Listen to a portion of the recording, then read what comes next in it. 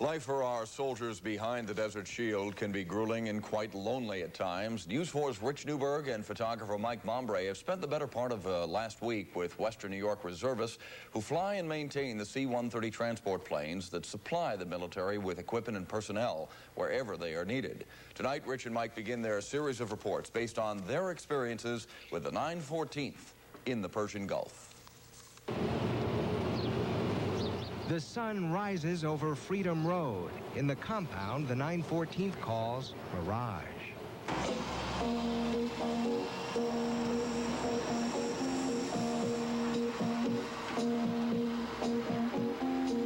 What you've heard through the grapevine, you have to experience to believe. Is it possible to keep a sense of humor while gearing up for war in the desert? After spending 3 days with our Western New York members of the 914th, they made believers out of us. Through the razor wire that surrounds this compound, the base for the 914th appears to be sterile, but a closer look reveals a tent city with a hometown touch. This is an extension of Niagara Falls Boulevard you may not be familiar with. In this little section, each tent tries to outdo the other with the most outlandish decoration or statement about conditions here. This is truly an oasis of comic relief. I've got a lot of talent here. They're ingenious with the airplanes, and they're ingenious in their off hours. We built a porch, we did some brickwork, just a few basic home improvements. We got our own watchdog. It's a new neighborhood, you just never know. Keeps the enemy away, haven't had a problem yet. No, they're afraid to attack. Have you been a good little boy? Humor helps pass the time in a tinderbox that could explode at any moment. The reservists of the 914th Tactical Airlift Group know what they will have to do if war breaks out tomorrow. Tonight at 11, we'll show you their mission behind the Desert Shield. Rich Newberg, News 4, with the 914th in the Persian Gulf.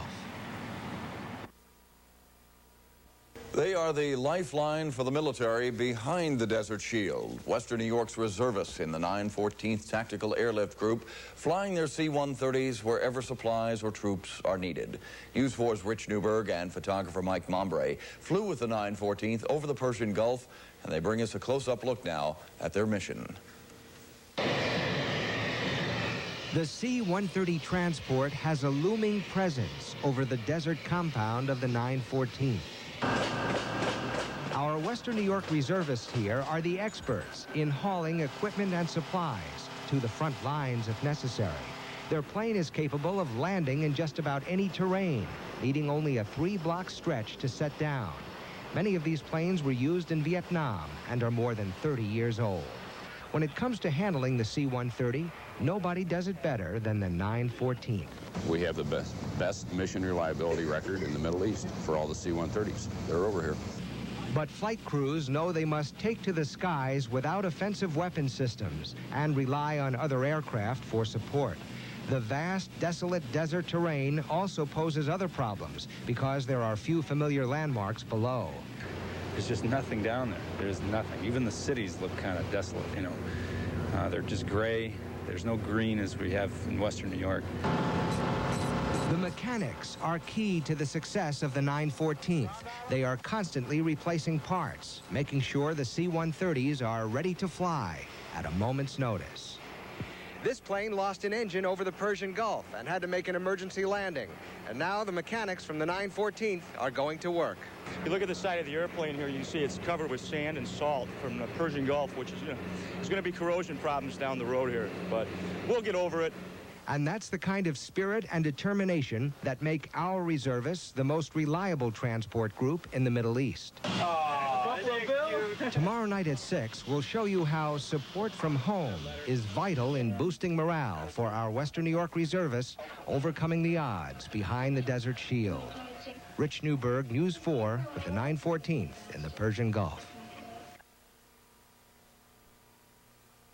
For those of us on the home front, we can only imagine what life must be like for our loved ones preparing for war behind the Desert Shield. Rich Newberg, along with photographer Mike Mombrea, returned this week from the Persian Gulf. And tonight, Rich is here to tell us how we can help make life just a little more bearable for those on desert duty. Rich? Jackie, spending time with our local Air Force Reservists in the 914th taught us one valuable lesson. Nothing is more gratifying after a mission than receiving a letter from home.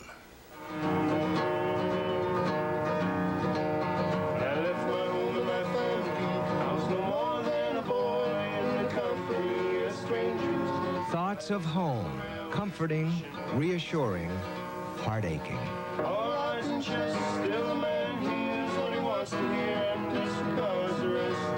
Most of all, I think I feel lonely. From her home in Lewiston, Bridget Muscatello composes her thoughts in a letter to her husband, navigator Jim Muscatello.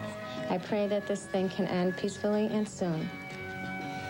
I love you and miss you very much. I can't wait until you can hold me again. It seems like it's been forever.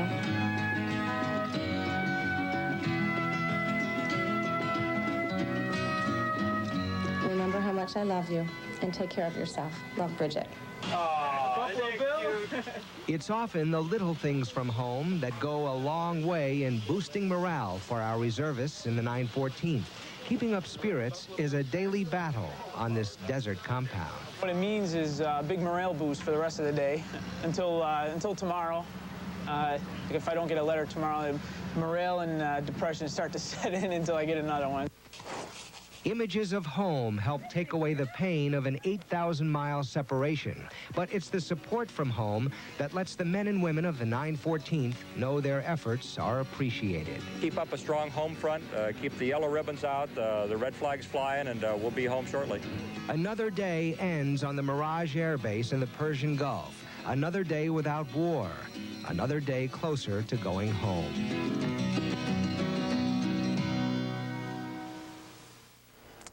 The 914th still hasn't recovered from a tremendous letdown about a month ago, and that's what we'll be talking about tonight at 11. Yeah, morale is so important over there. What kind of reception did you and Mike get? I think the media presence there was a tremendous boost to the 914th. Familiar faces from home, many discussions into the wee hours of the morning. I think we averaged about 3 hours sleep. And one of the things we talked about is what we're going to talk about tonight at 11. They only had a few days' notice to pack their bags and report for active duty behind the Desert Shield. Then, much to their disappointment, Western New York reservists with the 914th Tactical Airlift Group were told their tour of duty would be extended. Rich Newberg and photographer Mike Mombrea spent 3 days with the 914th and bring us this report of a major morale problem. When members of the 914th are on a mission, nothing gets in the way of completing the assignment. They have a near-perfect performance record for delivering military supplies and equipment throughout the Persian Gulf. And it's that service record of excellence that may have led to an extension of their tour of duty. Their commander wants them to stay. He told the big boys, as a commander standpoint, we want you to stay here. I want them here. I want to go to war with these guys. When they left their families behind in October, they had made provisions for 90 days of active duty. At the base, they had planned on celebrating the halfway point on November 17th. That was the day they now call Black Saturday, the day they were told they would not be rotated back to the States. After that Black Saturday, the laughter in the tent area, in fact, throughout the base, just ceased. I could have made 90 days with no problem. I think most people could. It wouldn't have been too much of a problem, but an extra 90 days, buddy, means a lot. They got no help in this letter of response from Senator Alphonse D'Amato, who said he was disappointed by the 914th for wanting to go home. But not as disappointed, perhaps, as Tech Sergeant Bob Kirsten of Cheektowaga, who will have to shut down his computer programming business because of the extension. Right now, the company is going to be officially closed as of January 1. I don't have any choice. Someone even slipped this edition of the Gulf News into our tent. It included a story about Egyptian troops being replaced by new units. The note at the top, if Egypt can, why can't we? The decision to extend us was made at the national level. I actually had no idea beforehand it actually occurred. I don't think any of our intermediate leadership did.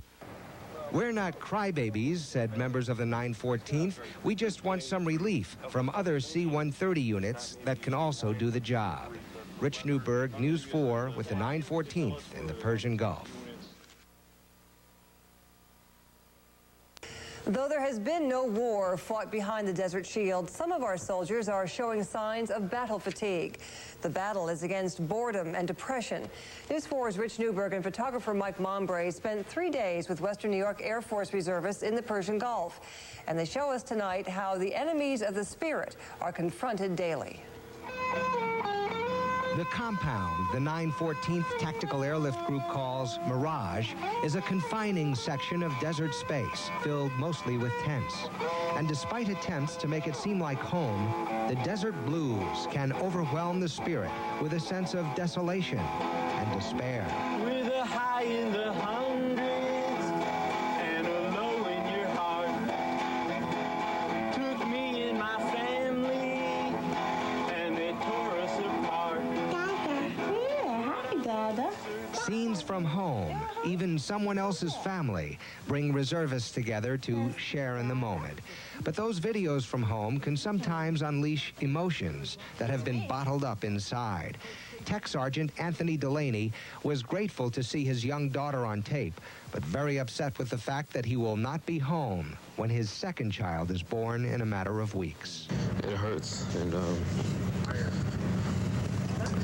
I get pissed off of that. And sometimes I have to, shut myself away from everybody. Because sometimes I feel like I want to hurt somebody.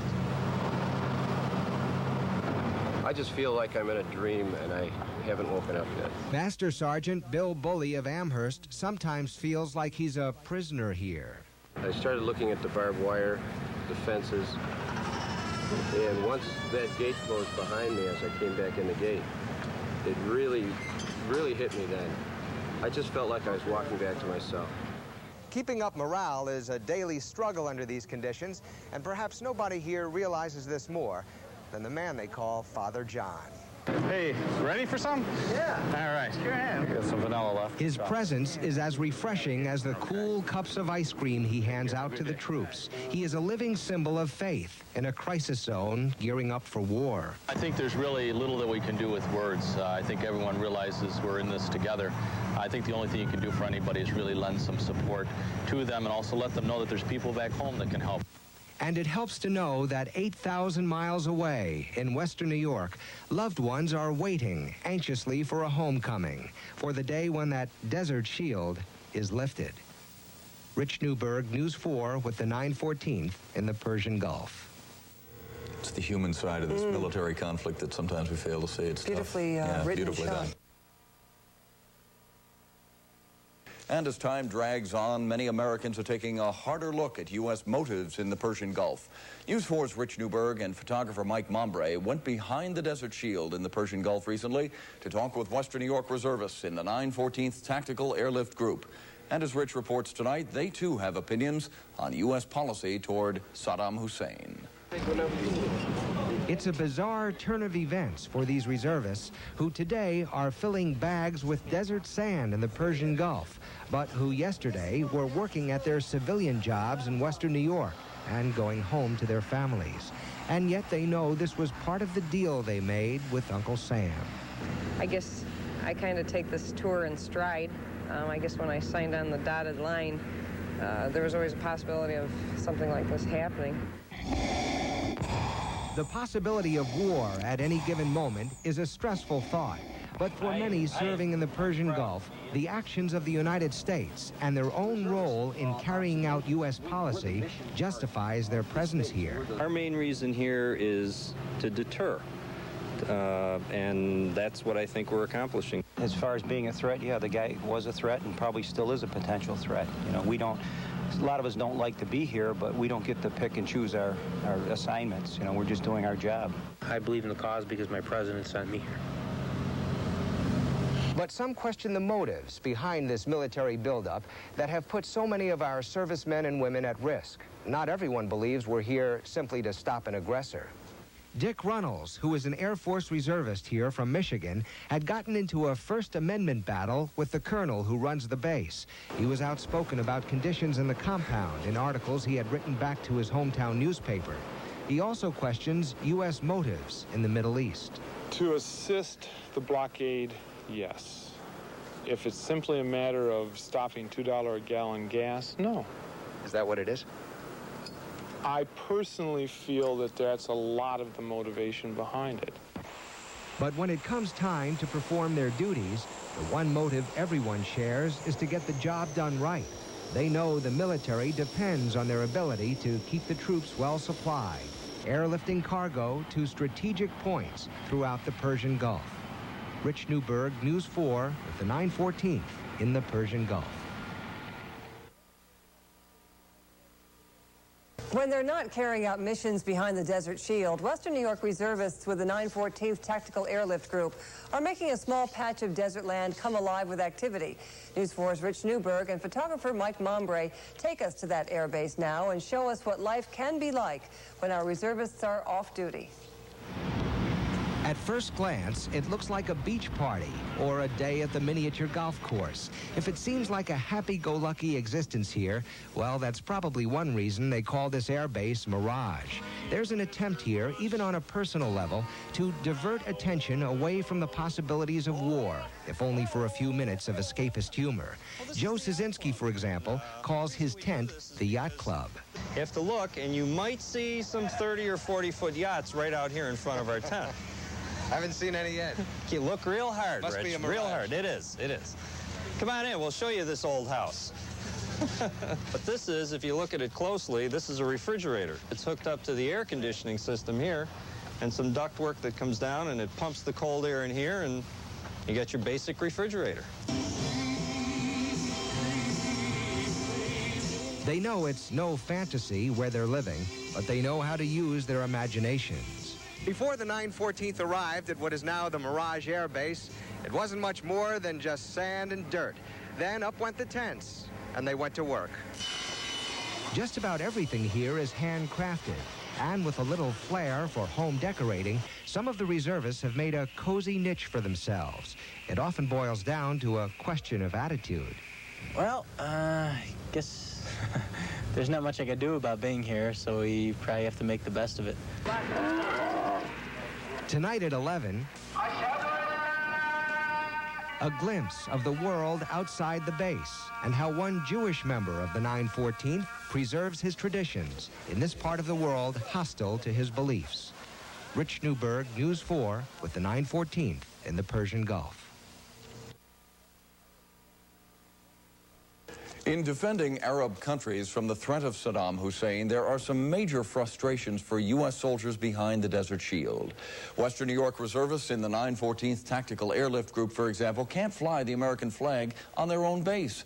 They have to maintain a low profile on Arab territory. News 4's Rich Newberg and photographer Mike Mombrea were restricted in what they could shoot outside the base of the 914th in the Persian Gulf. As Rich reports tonight, there is a concentrated effort to maintain a cultural separation between Arab and American.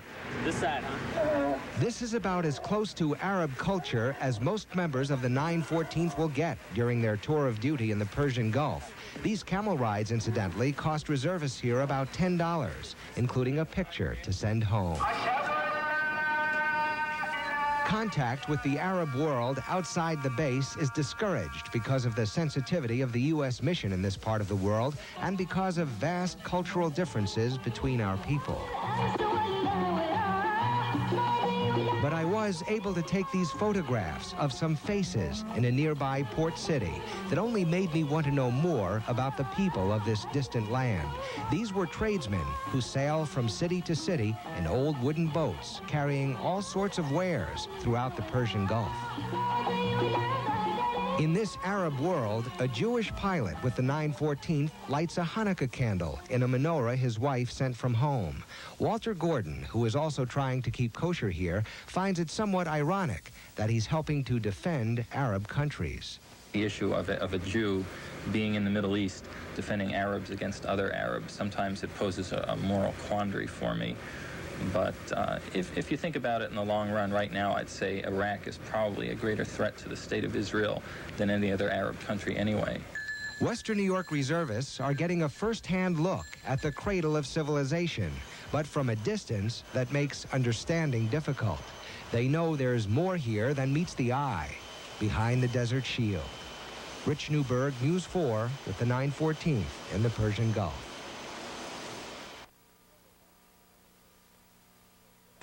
You know, though, life in the military just wouldn't be the same without gripes about the food. News 4's Rich Newberg and photographer Mike Mombrea tonight take us behind the Desert Shield with Western New York Air Force Reservists in the 914th Tactical Airlift Group and their beefs about the beef. Lunchtime for the 914th in the Persian Gulf, and today it's not chicken. We've had enough chicken. I'm sick of chicken. I'm not going to eat chicken when I get home, that's for sure. No, today's meal is lasagna.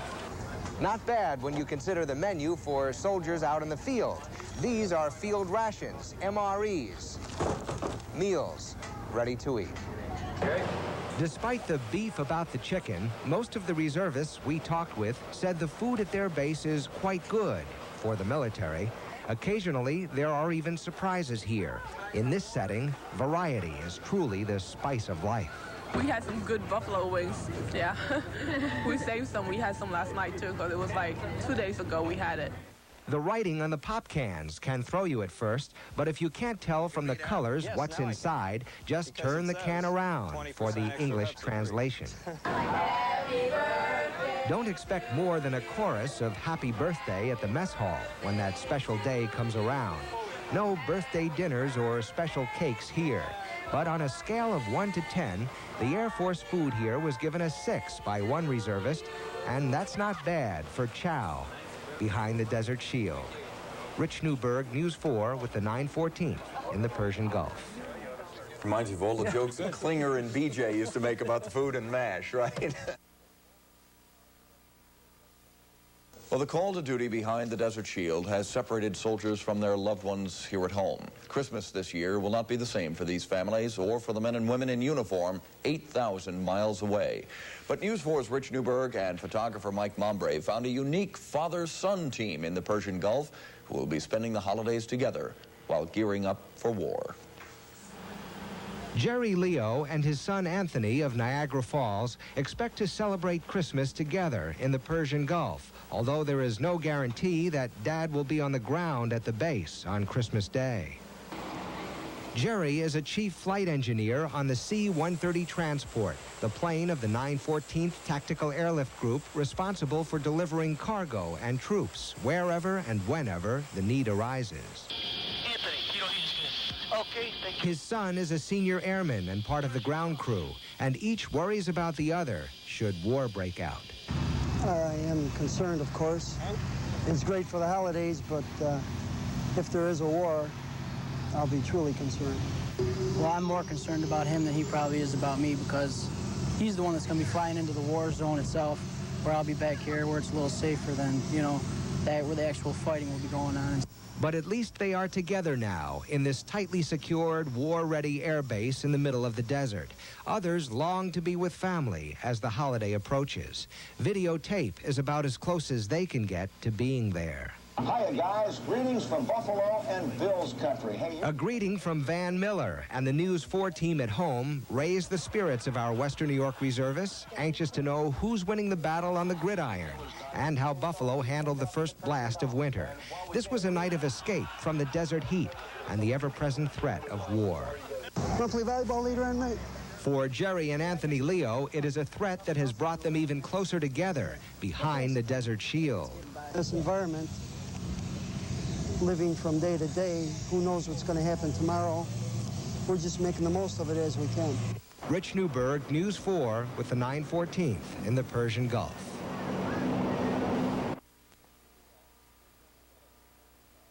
If the U.S. should go to war in the Persian Gulf, Western New York members of the 914th Tactical Airlift Group would play a critical role in transporting the sick and wounded out of the combat zone. As photographer Mike Mombrea and I found out firsthand in our journey behind the Desert Shield, reservists in the 914th are already putting their skills into practice. These two casualties of the military buildup are suffering from an ulcer and a flare-up of an old neck injury. A flight nurse will assist them inside this C-130 as they are airlifted to a military hospital for treatment.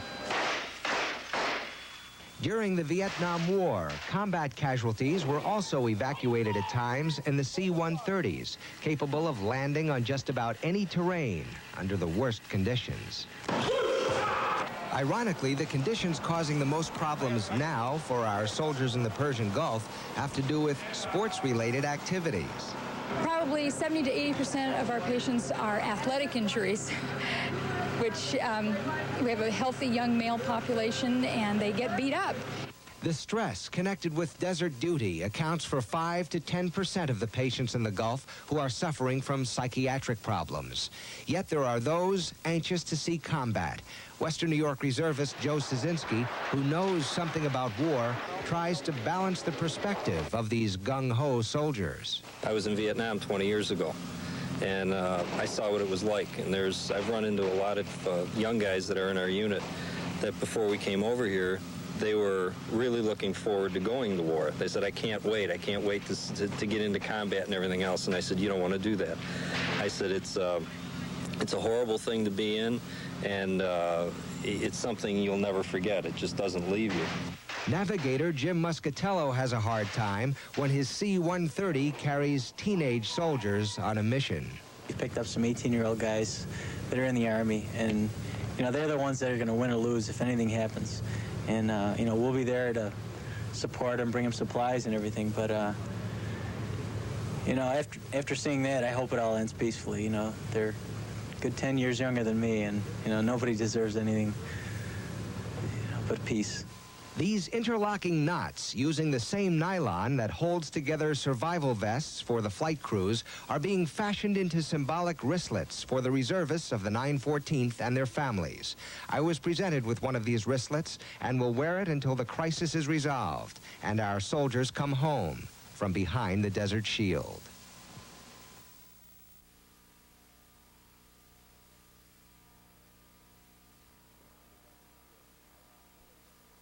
Behind the Desert Shield tonight, our men and women in uniform may give pause to reflect on the meaning of Christmas and think about loved ones here at home. But in many ways, this will be a night not unlike any other night in the Persian Gulf as our soldiers prepare to meet the ever-present threat of war. Tonight, photographer Mike Mombrea and I did some of our own reflecting on what we saw with our own eyes and felt in our hearts when we visited Western New York reservists of the 914th Tactical Airlift Group stationed in their desert compound. We'd like to dedicate these memories tonight to members of the 914th and their families here at home. Should we do it? Yeah. Okay. Please, Mr. Bush, I don't want to go. Oh, oh, oh.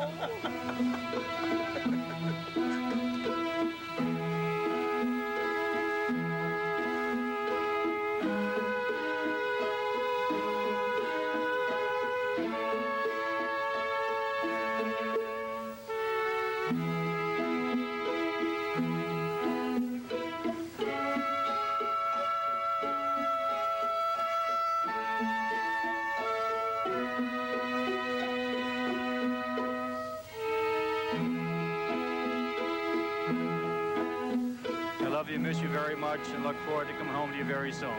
I miss you all, and I love you, and I hope to be home soon. I just want to tell the boys at home I'll be home soon, so be ready. I miss you, Leslie and Toby, and hope to be home soon. I'd like to say hello to my family, and especially my newborn James. Merry Christmas, everybody.